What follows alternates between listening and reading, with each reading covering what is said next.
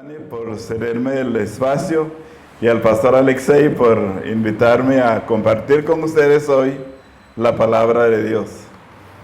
Es muy gozoso estar en una iglesia internacional. Recordamos que la Biblia nos dice ahí en Apocalipsis 7 que un día vamos a estar en el cielo alabando a Dios, personas de todas las naciones, tribus, pueblos y lenguas. He escuchado mucho acerca de los hermanos de Rusia y de los hermanos de Ucrania, pero hasta ahora tengo la oportunidad de conocer hermanos de estas latitudes y para mí es un gran gozo conocer esa iglesia aquí en Costa Rica. Yo no sabía que habían tantos hermanos de otros países aquí congregándose. Y me da mucho gozo tener la oportunidad de compartir con ustedes en esta mañana. Es un gozo que en el cielo, cuando todos estemos alabando a Dios, no sabemos cuál idioma vamos a hablar, pero vamos a entendernos. El texto de esta mañana es en el libro de Hebreos, capítulo 10. Hebreos, capítulo 10. Y qué lindo también ver el nacimiento y crecimiento de una iglesia. Mi esposa y yo somos costarricenses, trabajamos aquí en el país como por 30 años, en la obra misionera, sirviendo, levantando iglesias en Punta Arenas, Barranca, Fray Casiano, después estuvimos en Limón, en Setillal, aquí en San José por el lado de Ipis. Y después de esos años Dios abrió la puerta para que fuéramos a Panamá a trabajar con la etnia indígena de los Nove Buglé, se llama esta etnia. Que nosotros no sabíamos que tan cerca de Costa Rica había una etnia que prácticamente no conocían sana doctrina, no conocían la palabra de Dios. Y cuando nos dimos cuenta de que ellos tenían necesidades espirituales y querían escuchar la sana doctrina, Dios nos llamó para ir allá a Panamá y ahora nuestra misión allá es preparar obreros y pastores para establecer iglesias. Tenemos un pequeño instituto bíblico donde estamos preparando jóvenes para empezar nuevas obras y tener un ministerio de plantación de iglesias. Dios nos ha permitido tener como unos 15 iglesias y misiones y yo les pido la oración para que Dios pueda llamar más obreros y Dios nos puede dar la habilidad, la capacidad y la sabiduría para prepararlos. Me está ayudando mi hijo está conmigo, él tiene 36 años, él es casado y él tiene llamamiento también para la obra misionera. Él se graduó de un seminario aquí en Costa Rica, él estaba apoyándome allá, más otros misioneros que Dios mandó para apoyarnos. Tenemos un equipo y tenemos grandes esperanzas y de que Dios va a continuar haciendo la obra y que vamos a seguir sembrando las semillas de la palabra de Dios. También tenemos un pequeño hogar en nuestra casa para recibir niñas de la reserva indígena que quieren continuar con sus estudios en colegio y escuela, y les ayudamos, porque allá las mujeres son muy maltratadas, muy denigradas. En algunas partes creen que ni siquiera deben ir a la escuela porque dicen que creen que no es necesario que la mujer aprenda a leer y escribir. Entonces en las iglesias, gran parte de las mujeres no saben leer ni escribir. Esa es la iglesia en la reserva indígena. Entonces yo les pido la oración que Dios nos dé sabiduría. Hace 15 años que yo llegué allá, podía caminar por las montañas, pero ahora tengo un problema en las rodillas y ya no puedo caminar. Pero gracias a Dios que mi hijo puede ir a los lugares donde ya no podemos ir, mi esposa y yo. Y han abierto también carreteras y hay muchas partes donde podemos ir en carro, pero es una obra muy emocionante. El hermano Johnny estuvo allá y él les puede contar que es muy emocionante, es una aventura, es muy lindo. Servir a Dios, a veces uno termina cansado, pero contento de corazón. Y otras les felicito por esta obra que están sembrando aquí. Y yo sé que Dios tiene grandes cosas para ustedes, porque Él promete que si predicamos su palabra, Él está con nosotros todos los días hasta el fin del mundo.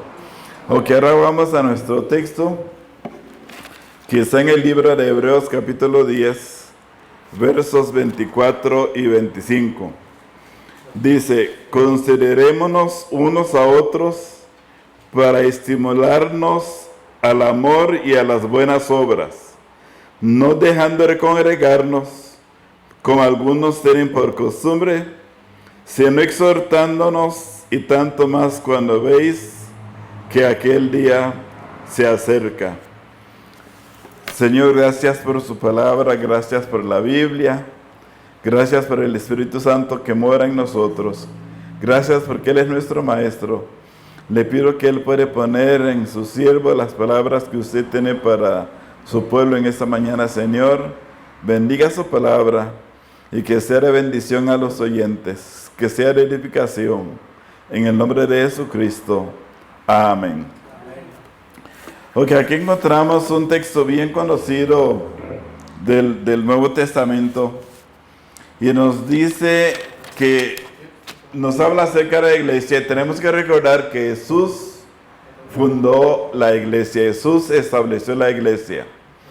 La iglesia no es simplemente el edificio, sino que la iglesia es el grupo que se congrega. Cuando nos congregamos hacemos iglesia. Y por eso el hermano mencionó hoy que donde están 2 o 3 reunidos, ahí está la iglesia. No, Dios no requiere de una gran multitud para que sea iglesia. La iglesia se reúne para adorar, para enseñar, para predicar, para evangelizar. Y la Biblia lo llama por diferentes nombres para indicarnos en parte cuál es su misión. Recordemos que la Biblia dice que tenemos que reunirnos para estimularnos al amor y a las buenas obras. En otras palabras, nos reunimos para hablar, para estimular y apoyar los unos a los otros. Y en ese versículo encontramos el versículo 24, los unos a los otros. Y esta es una frase que aparece muchas veces. Dicen que aparece casi 59 veces en el Nuevo Testamento, los unos a los otros. Y habla de estimular los unos a los otros, motivar los unos a los otros, amar los unos a los otros, orar los unos por los otros, perdonar los unos a los otros, amar los unos a los otros. Para eso nos reunimos y es tan importante reunirse. Por otro lado, nos dice que la iglesia es como un hospital, porque vienen los que están enfermos espiritualmente, los que tienen problemas. Qué lindo tener un lugar donde uno tiene un pastor que puede decirle: pastor, ore por mí porque tengo tales o tales problemas. Y yo le contaba a los hermanos, a veces cuando visito las iglesias aquí en Costa Rica, que allá donde estamos en Panamá, hay personas en la montaña que pueden caminar 4 horas y no encontrar una iglesia. Y por eso Dios nos llamó a ese lugar. Aquí en San José, si una persona realmente quiere congregarse, si vive aquí en Zapote y la iglesia está en Santana, agarra un bus y llegas allá.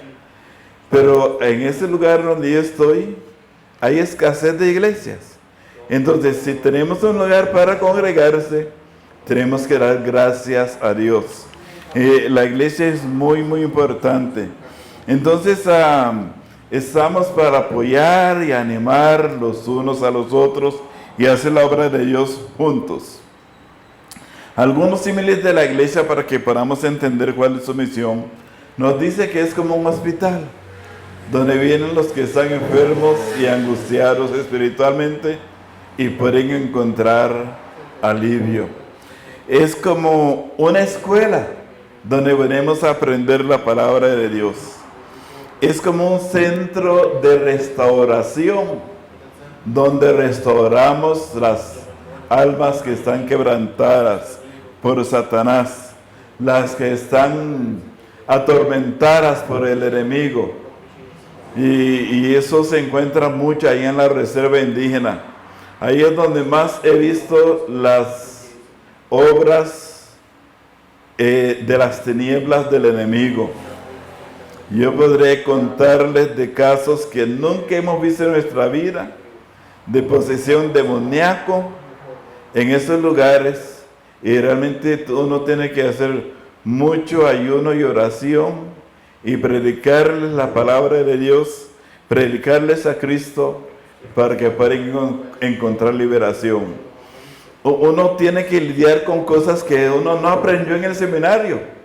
En el seminario no nos enseñaron esas cosas. Y uno lo encuentra allá porque hay una secta satánica que se llama Mamatata, que ellos son completamente satánicas y ellos quieren que el gobierno los ponga como la religión oficial de la comarca.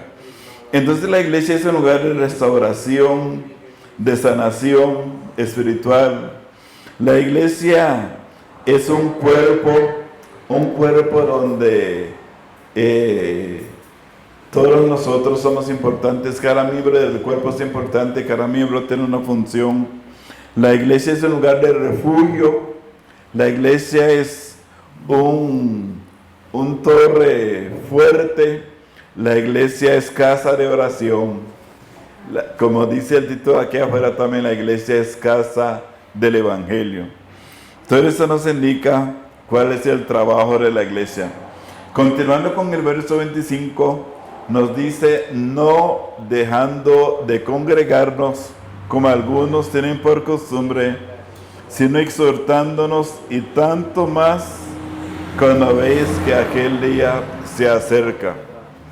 Cuando estamos empezando en la iglesia y no hay mucha gente, inmediatamente uno se da cuenta quién falta. Yo sé que tal vez aquí no tienen ese problema, y no estamos hablando de los que faltan por motivo de trabajo o enfermedad o así, pero encontramos que después de la pandemia, como que la gente se acostumbró a faltar a la iglesia y costó mucho otra vez ponerles en la disciplina de estarse congregando. Nosotros tuvimos ese problema en algunas iglesias ahí en Panamá, que la gente perdió el buen hábito de congregarse, y tenemos que enseñarles otra vez la importancia de congregarse, de estar presente en cada culto de la iglesia. Dice aquí el texto o podríamos hacernos la pregunta, ¿cuál es la costumbre que tienen algunas personas? Dice, algunos tienen por costumbre no congregarse. Pero que nosotros no tengamos ese mal hábito, sino que tenemos que apoyar la obra de Dios congregándonos siempre. También nos dice que tenemos que congregarnos más cuando vemos que aquel día se acerca. ¿De cuál día está hablando aquí? Del arrebatamiento de la iglesia, para ser más específico. El arrebatamiento de la iglesia. Es un tema que he estado repasando en esos días, y he llegado a la convicción de que el arrebatamiento de la iglesia puede estar más cerca de lo que nosotros pensamos. Y quiero gastar el resto del tiempo hablando acerca de este tema, porque casi el 28% del Nuevo Testamento es profecía. Y muchas de esas profecías hablan del arrebatamiento de la iglesia, de la gran tribulación que sigue después de eso en la tierra, de la segunda venida de Cristo, del reino milenial y de la eternidad con Dios. Pero cada vez que nos da una profecía de lo que nos espera, también hay una motivación para ser fiel y servir a Dios. Por ejemplo, en Juan capítulo 14 dice, no se turbe vuestro corazón, como decir, no se preocupen. no tengan estrés, no tengan paz, no se turbe vuestro corazón. Creéis en Dios, creed también en mí. En la casa de mi Padre muchas moradas hay. Voy pues a preparar lugar para vosotros. Esa es una gran motivación. Y no importa la grandeza del problema que tenemos, cuando tenemos esperanza de que un día vamos a estar en un lugar donde no habrá más problema, eso es una gran motivación para seguir y servir a Dios. No hay mayor motivación que esto. Entonces Él dice que ese día se acerca. Y en Mateo 24, que es un capítulo profético, quiero escoger algunos versos de Mateo 24 para motivarnos, para recordarnos que el arrebatamiento está cerca, que Cristo pronto viene otra vez. En Mateo 24 y el verso 12 nos da una de las características de los últimos días. Mateo 24 y verso 12 dice: para verse multiplicar la maldad, el amor de muchos se enfriará. La multiplicación de la maldad. Usa la palabra multiplicación. No es suma. Si yo sumo 2 más 2, 4, pero si multiplico la cifra es mucho mayor. Entonces dice que la maldad se va a multiplicar. Y cuando uno escucha las noticias y ve lo que está sucediendo a nuestro alrededor, estamos de acuerdo que la maldad se ha multiplicado, se está multiplicando en este mundo. Cuando yo era joven, no se mencionaba tantas drogas. De vez en cuando se escuchaba hablar de marihuana, pero era la cocaína y el crack que está por todas partes. Los gobiernos gastan millones en luchar contra eso y están perdiendo la batalla. Meten a la cárcel a un gran traficante y 10 toman su lugar. Y es un mal que parece que no tiene fin. Hemos escuchado acerca de este grupo que hicieron una película que se llama Sonidos de Libertad, que está basada en hechos reales, de unos agentes que eran antes agentes del gobierno de Estados Unidos, que se dedicaron a rescatar niños que han secuestrado para trata de niñas y mujeres, para trata de blancas y prostitución, niños y niñas. Y rescataron esos niños, y dicen los datos de las Naciones Unidas que hay más o menos 2 millones de niños secuestrados en el mundo que venden para la prostitución.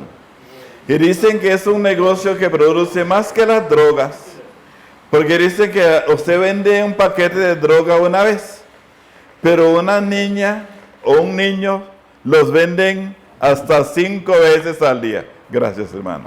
Hasta 5 veces al día pueden vender una de esas personas. Eso es el colmo de la maldad. Okay. La maldad no podría llegar a más. Gracias. La maldad no podría llegar a ser más malo, digamos así. En Daniel habla del colmo de la maldad, que la maldad va a tocar fondo, que habrán personas que no aman ni a sus hijos, porque en algunos casos son los mismos padres que venden a sus hijos. Dicen que se da eso mucho en el sureste asiático.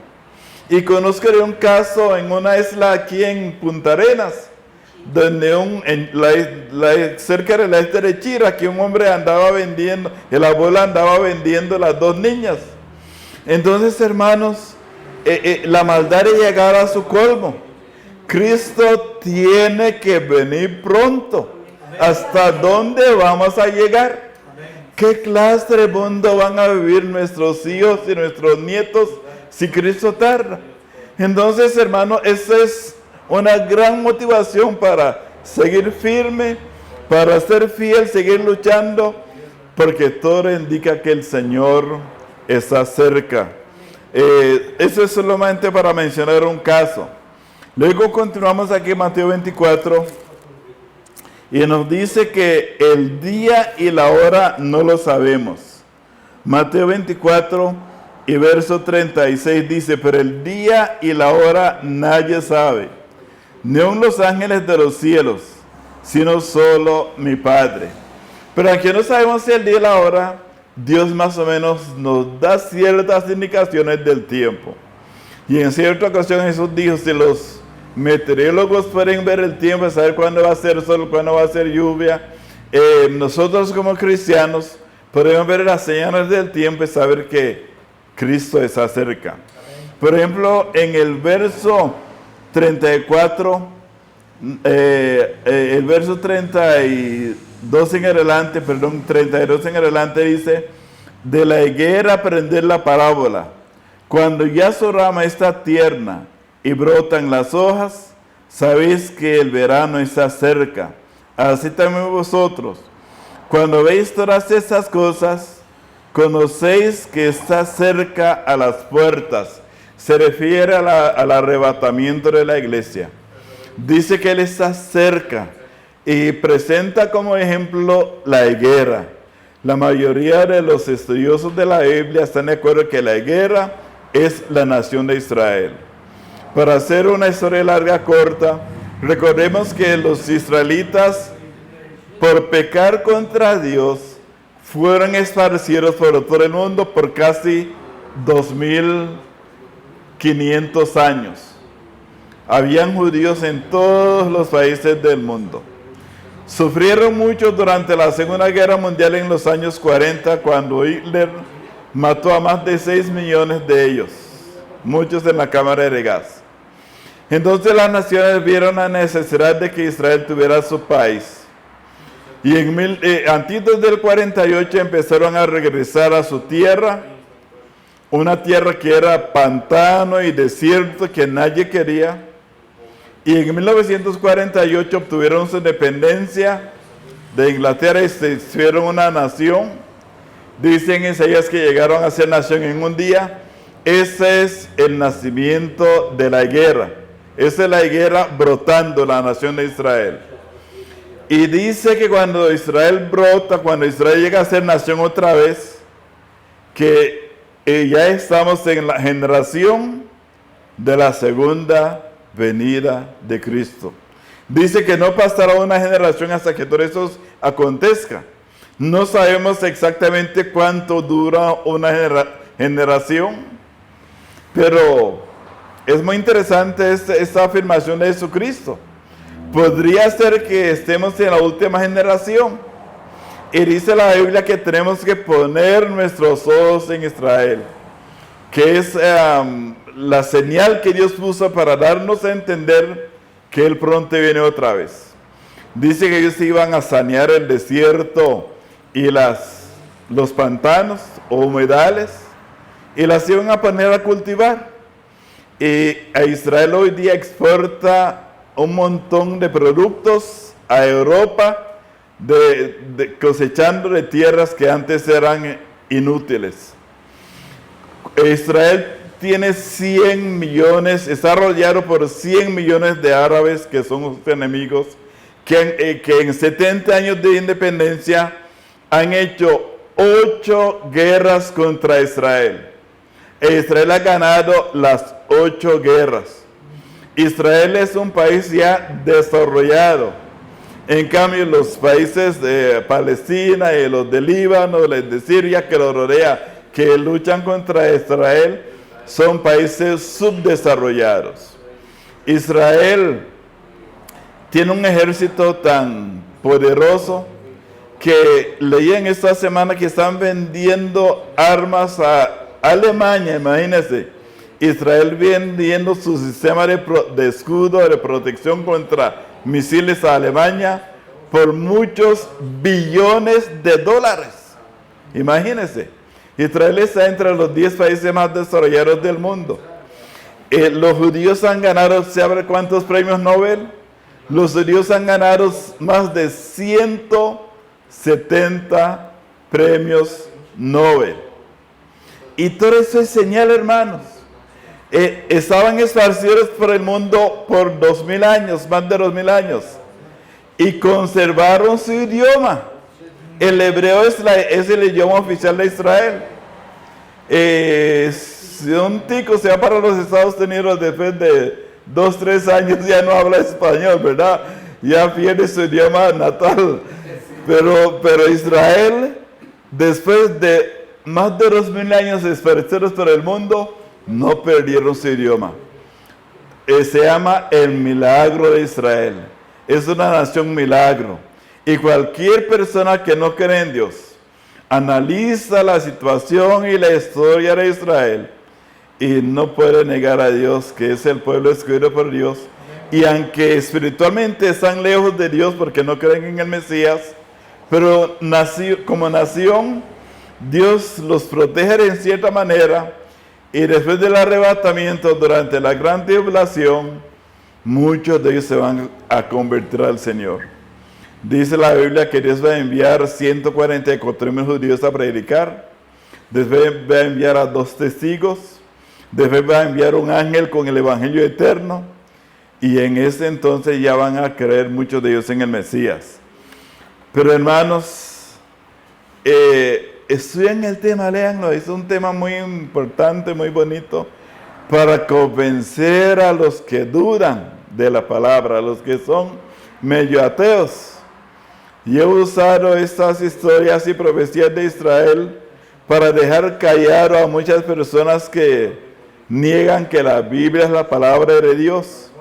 La Biblia es un libro profético por excelencia. No hay ningún otro libro religioso que tiene profecías como la Biblia. El Corán no tiene profecías como la Biblia. Los libros de los hindúes, de los budistas, no contienen esas profecías. Entonces, hermanos, cuando uno está leyendo el Nuevo Testamento y dice, escrito está, como está escrito, es algo que estaba en el Antiguo Testamento, que se cumplió en el Nuevo Testamento. Solo en la vida de Jesucristo se cumplieron más de 300 profecías del Antiguo Testamento.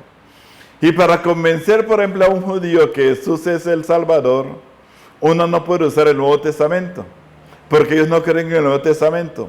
Uno tiene que ir a Isaías y otros textos del Antiguo que habla de la profecía de Cristo y usar el Antiguo Testamento para convencerles de que Jesús es el Mesías. Entonces, estamos bien apuntados, hermanos. Estamos bien con Cristo. Estamos en la verdad. Estamos seguros. No podemos estar mejor. Gracias a Dios que un día Cristo tocó nuestro corazón y nos llamó. Y gloria a Dios por esto. ¿Qué más le podemos pedir a la vida? Ser salvos, tener vida eterna, tener una gloriosa esperanza. ¡Qué gran motivación para seguir sirviendo y adorando al Señor! Entonces Él nos dice que el arrebatamiento puede ser en cualquier momento. Vamos a seguir leyendo este texto de Mateo 24, verso 32 y siguientes, perdón, 37 y siguientes. Mas como en los días de Noé, así será la venida del Hijo del Hombre. Porque como en los días antes del diluvio estaban comiendo y bebiendo y casándose y dándose en casamiento, hasta el día en que no entró en el arca, y no entendieron hasta que vino el diluvio y se los llevó a todos, así será la venida del Hijo del Hombre. Entonces 2 estarán en el campo, el uno será tomado y el otro será dejado. 2 mujeres estarán moliendo en un molino, la una será tomada, la otra será dejada. Velad pues, porque no sabéis la hora que ha de venir vuestro Señor. Ese es el acontecimiento en el futuro más glorioso, la venida del Señor. No todos irán con Él. Dice que si la esposa es creyente, el esposo no. Dos están durmiendo, uno será arrebatado y el otro se quedará. Tiene un compañero de trabajo que no es creyente y usted es creyente y usted se va, él se queda en el arrebatamiento. Entonces, nos dice que debemos motivar los unos a los otros con estas palabras. Dice la Biblia que es un misterio revelado. En 1 Corintios capítulo 15, verso 51, también nos habla del arrebatamiento. En el Antiguo Testamento no conocían esa doctrina, Dios no lo había revelado. Lo reveló Jesucristo en el Nuevo Testamento, especialmente a Pablo. Y dice 1 Corintios 15, 51, y aquí os digo un misterio. No todos dormiremos o no todos moriremos, pero todos seremos transformados. En un momento, en un abrir y cerrar de ojos de la final trompeta, porque se tocará la trompeta y los muertos serán ¿qué? Resucitados como incorruptibles. Y nosotros seremos ¿qué? Transformados. Los que están muertos van a resucitar si murieron en Cristo. Si estamos vivos, vamos a ser transformados en un cuerpo perfecto y vamos a ser arrebatados al cielo. Dice, porque es necesario que esto corruptible se vista de incorrupción y esto mortal se vista de inmortalidad. Qué lindo ser inmortales, ser incorruptibles en la presencia del Señor. También el tiempo nos permite 1 Tesalonicenses capítulo 4. Se refiere a este hecho.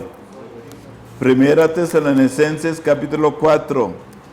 Nos dice así la palabra del Señor.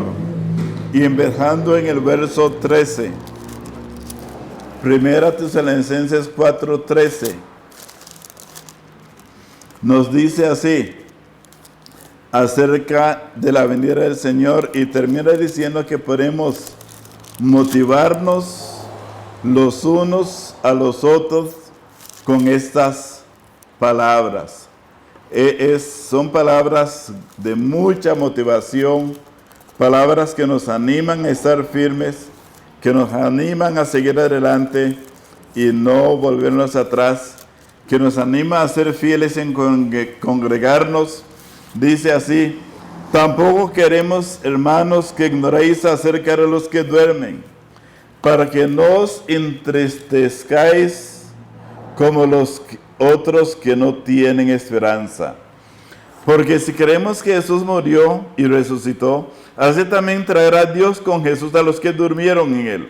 Por lo cual os decimos esto en palabras del Señor, que nosotros que vivimos, que habremos quedado hasta la venida del Señor, no precederemos a los que durmieron.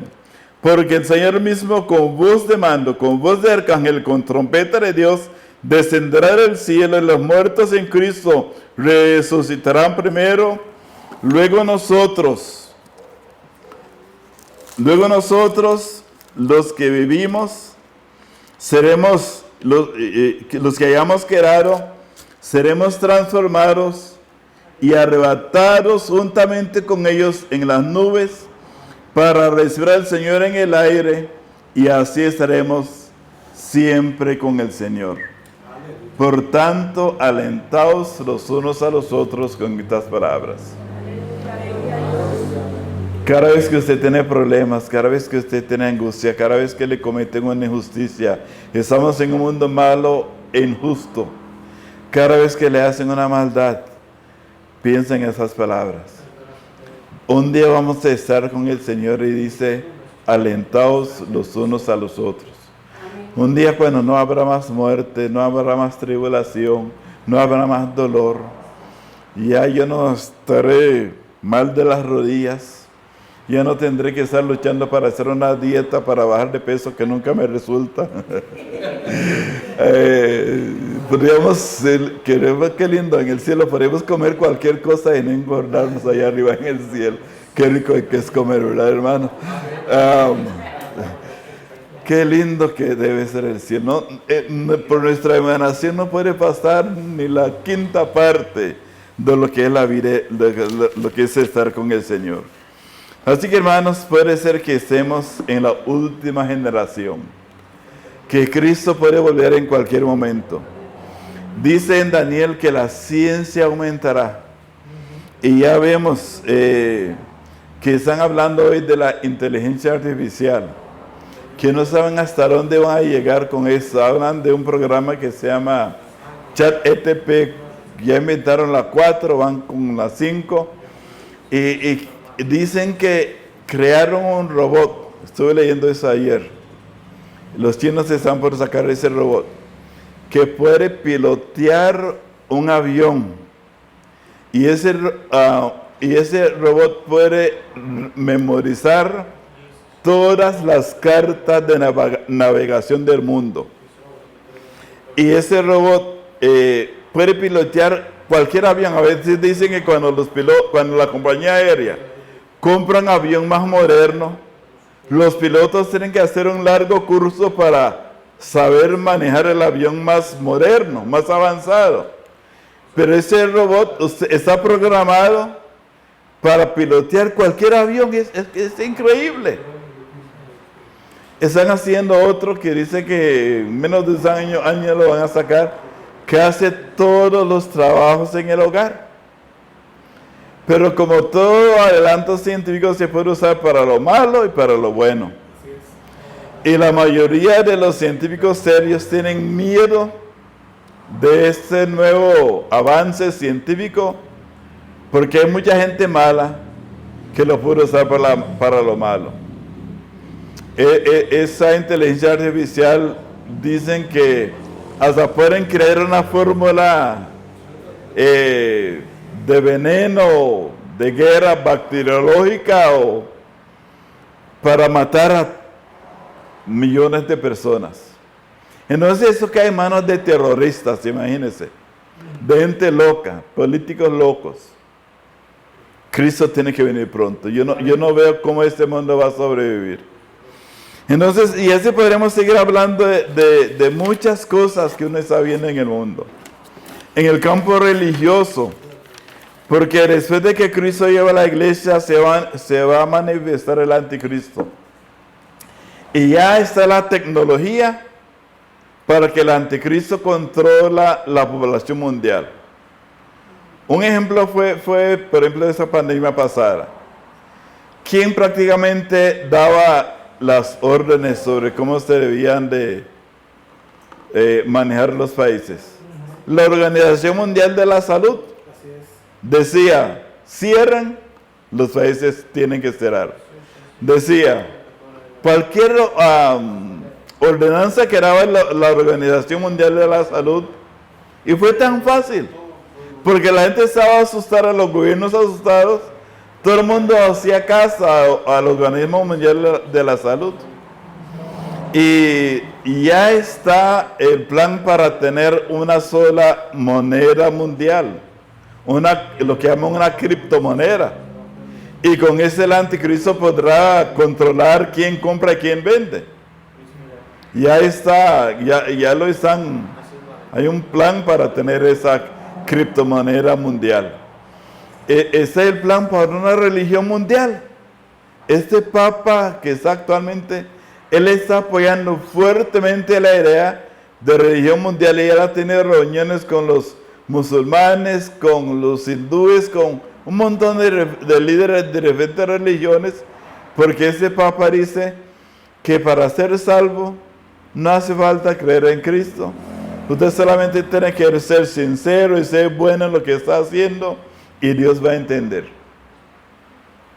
Y van rumbo a una religión mundial, una economía mundial y una política mundial.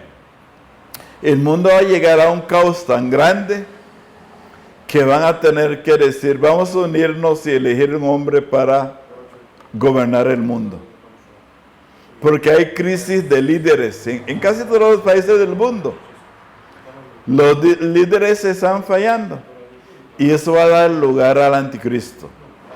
Hermanos, Cuando el anticristo se manifiesta, cuando llega la gran tribulación, nosotros no estaremos aquí. Cristo viene por nosotros antes de la gran tribulación. Y por eso Él nos dice, alentaos los unos a los otros con estas palabras.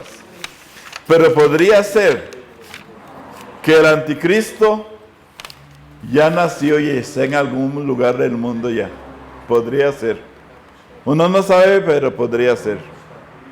Por eso dice la Biblia, todo aquel que tiene esa esperanza, a sí mismo se purifica, dice 1 Juan 3, como Él es puro.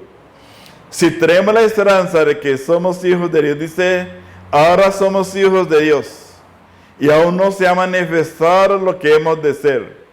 Pero sabemos que cuando Él se manifiesta, seremos semejantes a Él, porque le veremos tal como Él es. 1 Juan 3, del 1 al 3.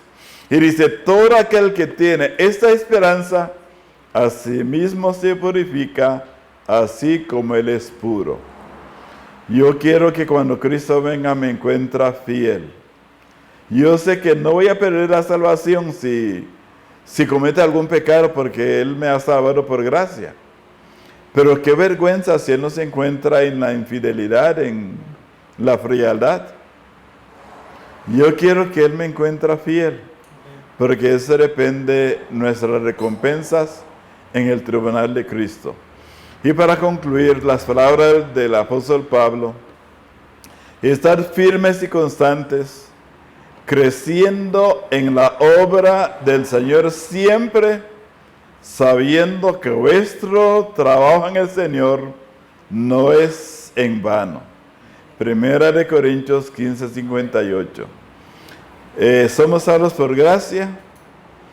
La fidelidad, si somos fieles, tendremos recompensa. Dios nos va, en otra palabra, pagar por servirle cuando llegamos al cielo. Y Dios es un buen patrono. Dios es justo. Y Él ve nuestras obras. Y Él nos va a pagar por nuestras obras con recompensas que no sabemos exactamente qué es, pero son cosas buenas. Entonces podemos confiar que no hay un mejor patrón que Dios. No hay mejor jefe que Dios. Amén. Y que tenemos que servirle, porque lo que hacemos para Él no es en vano. Dios les bendiga y gracias por su atención.